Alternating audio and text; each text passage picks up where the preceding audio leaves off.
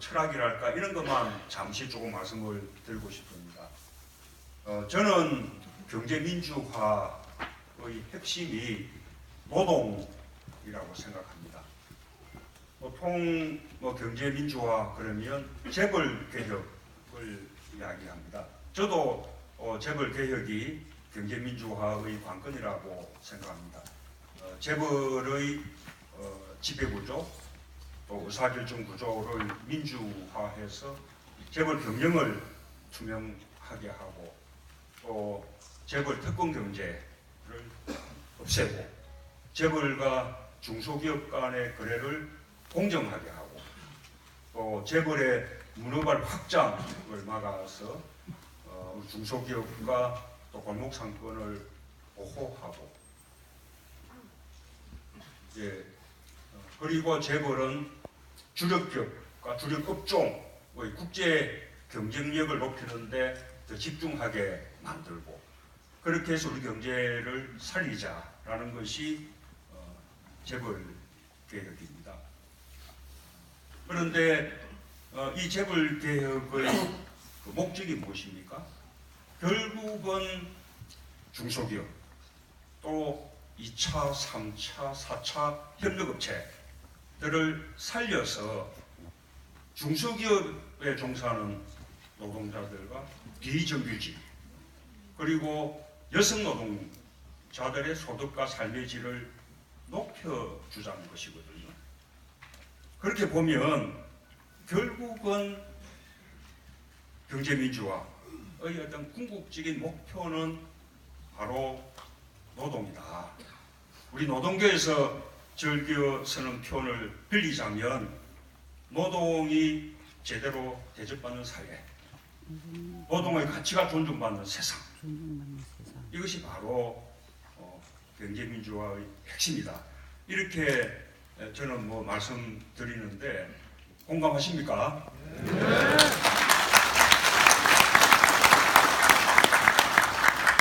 그런데 이 경제민주화의 궁극적 목표가 결국은 노동자들의 삶을 살리는 데 있는데 왜 재벌 개혁만 말하고 노동은 말하지 않을까?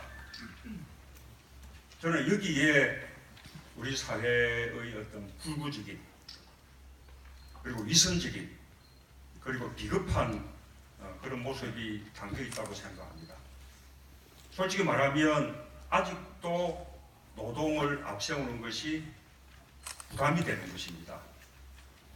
노동하면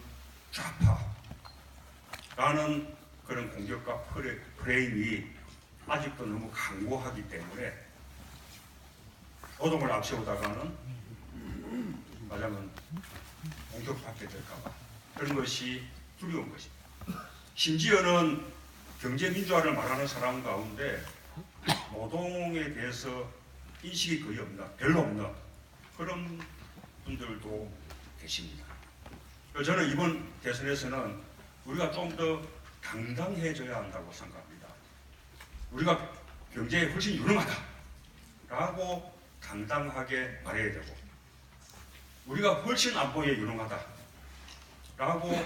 당당하게 말해야 되고 남북관계 근본적인 전환이 필요하다라고 우리가 당당하게 말해야 되고 노동에 대해서도 우리가 더 당당하게 말해야 된다고 생각합니다.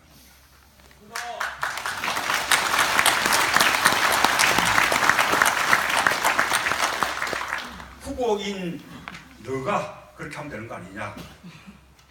맞습니다. 그렇게 해야 되는 주체는 후보인데 그러나 후보 혼자서 할 수 있는 일은 아닙니다. 선거에서 이겨야 되는 후보로서 또 당으로서는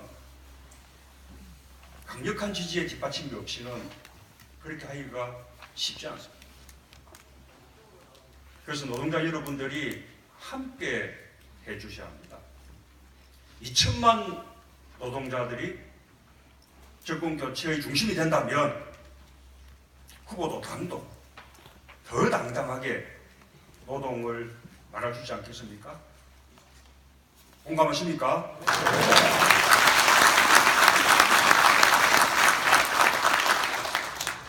그런 마음으로 저는 사회인대 노동 포럼이 만들어진 것이다 라고 생각하는데 맞죠? 네. 그렇게 노동의 관점에서 보자면 저는 재벌 개혁에 집중해서 논의하고 있는 경제 민주화를 말하는 것만 가지고는 부족하다고 느낍니다. 강력한 노동 정책이 결합되어야 한다고 생각합니다. 다 말씀드릴 수는 없지만 몇 가지만 중요한 거 말씀드리면, 역시 첫 번째는 좋은 일자리 많이 만들고 또 나쁜 일자리를 좋은 일자리로 그렇게 전환시키는 것입니다. 아까 말씀하신 학교 비정규직 문제, 제가 지난번 대선 때도 공약을 했었는데 그런 모임에도 제가 함께 참석했었고요. 역시 이 틀 속에서 해결해야 되는 것이죠. 또 노동시간 단축, 법적으로 정해 있는 대로 연장 노동과 휴일 노동까지 포함해서 법정 노동시간 주 52시간을 준수합니다. 그걸 통해서 노동자들의 삶을 높여주고 일자리를 더 만들어내는 것. 그걸 해서 휴가까지 돈으로 보상하지 않고 전부 다 사용하게끔 그렇게 하면 이런 노동자들도 저녁 시간을 가지게 되고 휴일을 가지게 되고 휴가를 가지게 되고 아이를 키우는 데도 훨씬 더 도움이 될 것입니다. 또 그 시간을 보충하기 위한 일자리들이 많이 늘어날 수 있을 겁니다. 세 번째로는 동일가치노동, 동일임금 원칙, 실효성 있게 법제화해서 정규직과 비정규직 간의 임금 격차 해소하거나 완화하는 것. 네 번째는 공정 임금제를 실시해서 대기업과 중소기업 간, 또 남성과 여성 간의 임금 격차 또 해소 또는 완화시킵니다.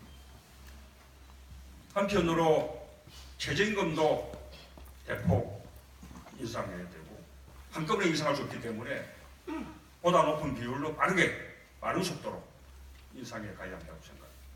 물론 그 때문에 부담받게 되는 영세 기업이나 자영업자들에 대해서는 또 그 부담을 들어줄 수 있는 그런 지원들을 국가가 병행해 나가야 한다고 생각합니다.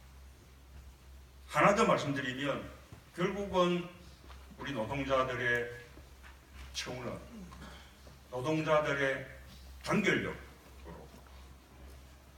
해결되는 것입니다. 그래서 지금 이제 10%밖에 되지 않는 노동자 조직률 높이고 또 노동조합에 가입되어 있지 않는 사람들도 단체 협약의 적용을 받을 수 있도록 단체 협약의 구속력을 넓혀가는, 이것을 또 국가가 제대로 지원해야 합니다. 저는 이런 노동 정책들이 단순히 노동자들의 복지를 위한 것이다 이렇게 생각하지 않습니다. 이렇게 해서 노동자들의 소득이 높아지면 그것이 결국은 소비 능력을 키워주고, 그러면 내수를 살려서 우리 경제를 성장시켜주고, 그러면 다시 일자리와 소득으로 국민들에게 되도록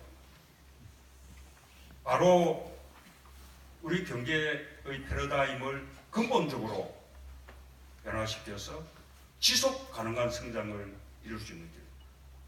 말하자면 재벌 중심 경제에서 중소기업 중심 경제로 바꿔내고, 또 수출이라는 외바퀴 성장 전략에서 수출과 내수가 함께가는 양바퀴 성장 전략으로 바꿔내고, 노동자들의 복지를 넘어서서 우리 경제를 살리고 제대로 성장시킬 수 있는 방안입니다.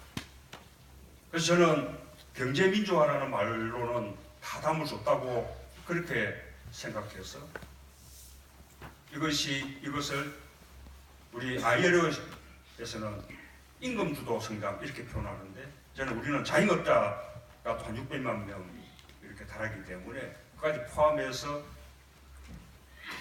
소득주도 성장 그렇게 표현하고 있고, 기업들만 성장하는 것이 아니라 국민들이 함께 성장한다는 의미에서 국민 성장 그런 표현입니다.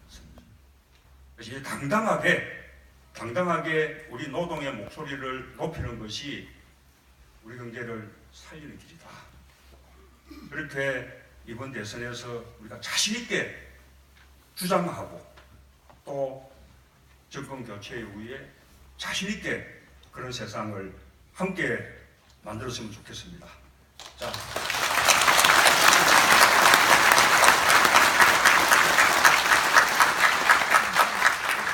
자, 그렇게 해주실 것으로 믿고 저는 이 문제 조금 떠나겠습니다. 자, 함께 해주십시오. 감사합니다.